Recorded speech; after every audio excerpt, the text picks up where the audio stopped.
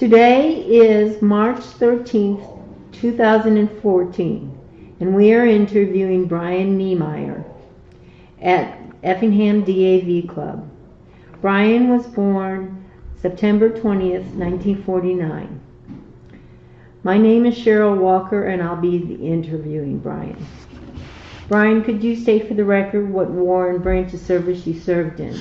I was in the Navy Seabees.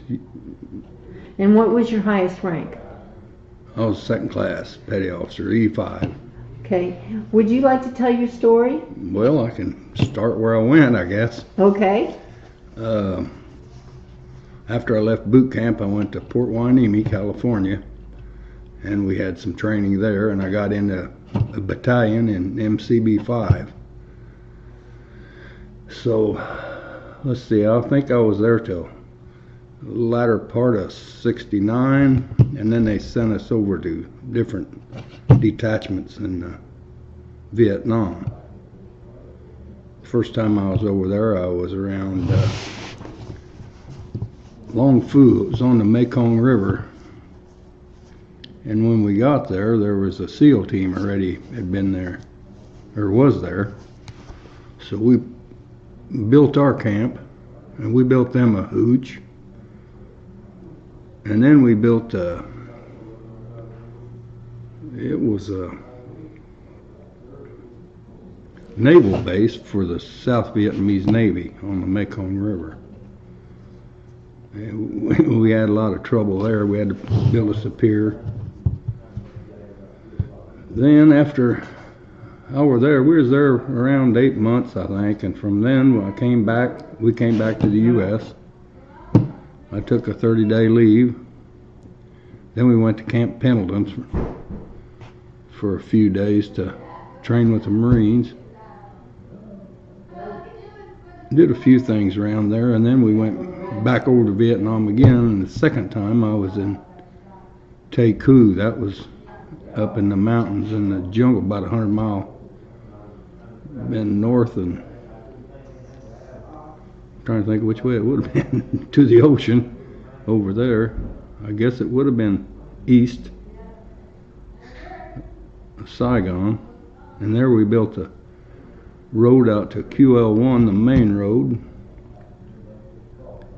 and they landmined the hell out of us there, and we built a road up a mountain. Then we put in a radar site up there for, I guess it was for the South Vietnamese again. Then I came back, and they couldn't send me, got married, and they couldn't send me overseas again. So they sent me to Fallon, Nevada. It was a live bombing range out there, a training base. And I just did carpenter work around there, remodeled some barracks, and until the time I got out, I got an early out. I got out in January of '73, which, like the outfit I was in, they mostly you had about 8-month tours, and they sent you back. So I was in Vietnam. I was over there twice. We flew all the time. I've never set foot on a ship. So that's about all I can tell you where I was and what we did. What made you join the Seabees? I always did like construction.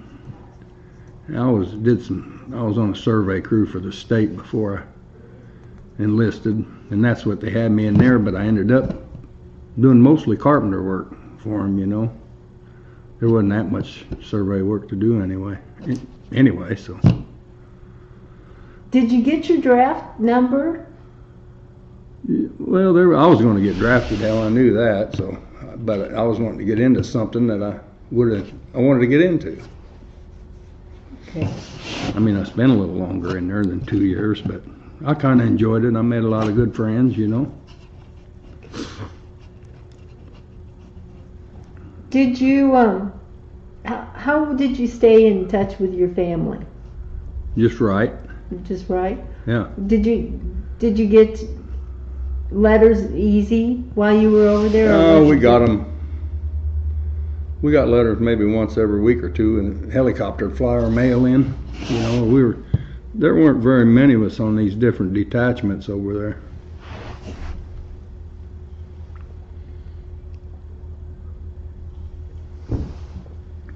Did you have plenty of supplies?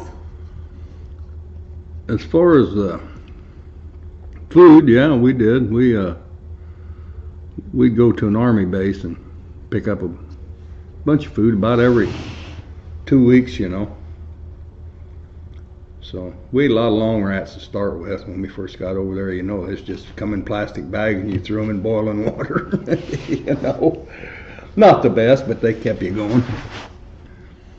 Now, did you have to build your own hooches? Yeah, we built where we lived first. You know, I slept on the ground when we got there.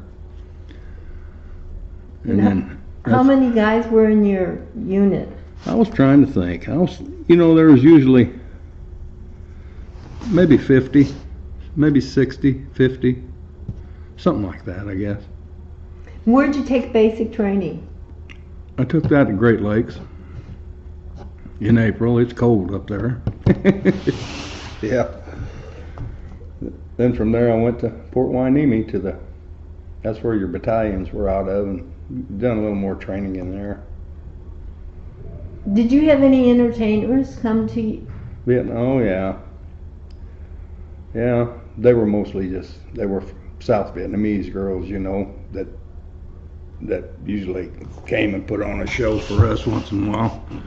You didn't have any big ones like Bob Hope or anything like that? No, hell no. Nope. Did you said you got to take, you got to have a leave. Where'd you go for your leave? I went back home. That's where I met my wife the first time I got back out of Vietnam. I met her and we went together, I don't know, probably 3 weeks of that. The month I was home, you know. And then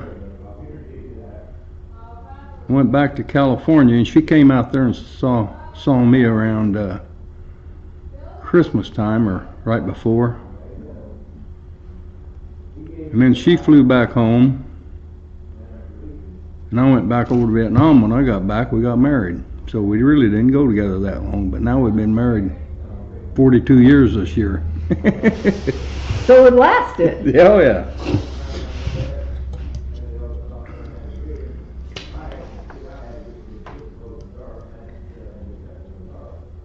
Do you recall the day your service ended?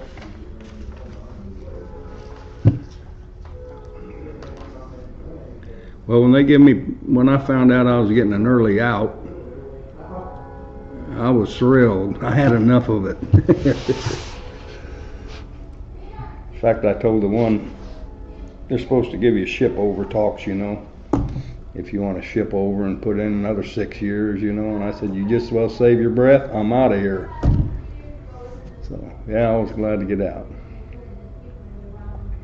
Well, Vietnam was over then, you know, and late 72, it pretty well over with. They drew the troops and everything out, and they were cutting back in the military, you know, so I got out. I'm thinking January 3rd or something like that. Anyway, the wife and I took off. We were heading home. I think we had a 68 Pontiac or something, or 67. I can't remember, but anyway, we were heading home, driving home, and we hit a blizzard in Colorado. So it was down to one lane road, and we pulled over in a motel and we stayed there overnight. The elk were coming down out of the mountain, and then the next morning we took off and headed south to Denver to get on Route 70, Interstate 70, you know. And they had it closed, and it probably opened up. They opened the interstate about noon. So we got back on that, and there were bulldozers out there shoveling snow and ice. It was pretty well snow and ice all the way home, but I drove straight through home. I was ready to get out of there. So it was just the two of you? Yeah. What did you do the days and weeks afterwards, after you got discharged? Well, let's see, what did we do? We stayed at my folks' house for a few days, and then we bought a house. So we lived there in an apartment upstairs. The downstairs was rented, and then I remodeled the upstairs. Then from there, it's a long story. I sold it, and we rented a place. I bought some ground in the house down south. We sold that. Moved back to Tetopolis. Built a house. Bought a house, then built a house. Sold that house. It's a long story. Did you go back to school or anything? No. Well, I took a real estate course. I tried that for a while, but that wasn't my bag of tea. So. Did you make any close friends in the service? Yes, I did. Real close, yeah. In fact, in 26th of March this year, we're going down to Branson. We've been meeting down there. This will be the third year. Yeah, some of them I ain't seen in 40 years the first time we went down there. 40-some years, you know. But they're having the 50th Vietnam Veterans reunion down there March the 26th through the 30th, I think. So we're all going to meet down there. We rented a 4-bedroom house. There was about 4 of us that were really close, you know. So we're going to go down there for that reunion. When we have a good time down there. First time we went down there on the Veterans Day weekend. They've got free shows, and you know, a bunch of us rented a place, and we really enjoyed it. So we just make it a yearly deal, you know. But it's fun. Now, how did you get back in touch with them? On the internet, really. One guy's wife that I was stationed with the first time I was over in Vietnam, she just started looking, and she'd get an address or a phone number, or you know, and get a hold of you and wanted your email address, and it just kind of getting bigger every year. But she started out about 3 years ago or a little over.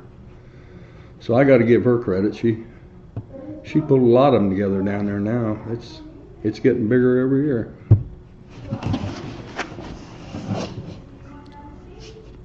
So, do you join any veterans organizations?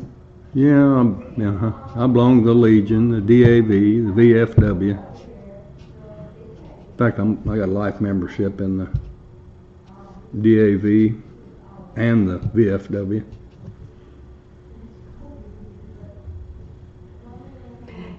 Has your service and experience affected your life? Oh, I used to think about a lot of things, you know, when I first got back, and you'd be dreaming stuff, but no, it's all right. I gotta say, I enjoyed the outfit I was in.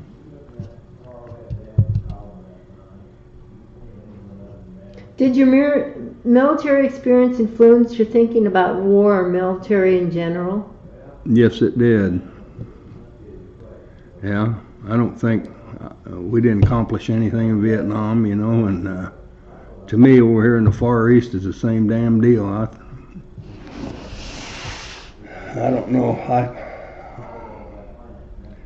I think we shouldn't have been over there in some of this stuff, you know, and his 6 months deal sure drug out a long time. You know, Bush said, oh, we might be over there 6 months. Well, yeah, it sure drug out a bunch, you know.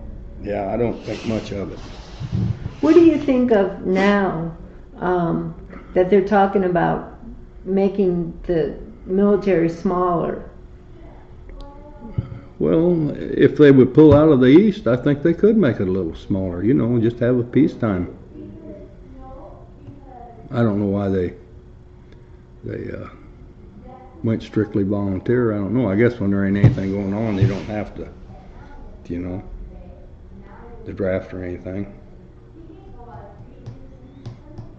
But I don't regret the time I put in. I met some good people, and I did do a little traveling with them, you know. No, I enjoyed it. Where'd you go? Did you go anywhere for any other kind of breaks? R&R, you mean? R&R? No, I figured if I got out of there, I may not have come back. So you didn't take it? No. Mm-mm.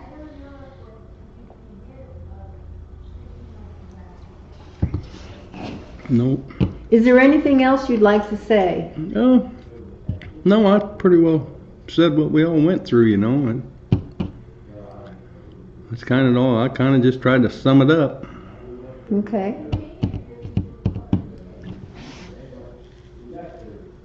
Well, at this time, I'd like to say thank you, and I'd also like to say thank you for giving me the opportunity to interview you. Sure. Appreciate it.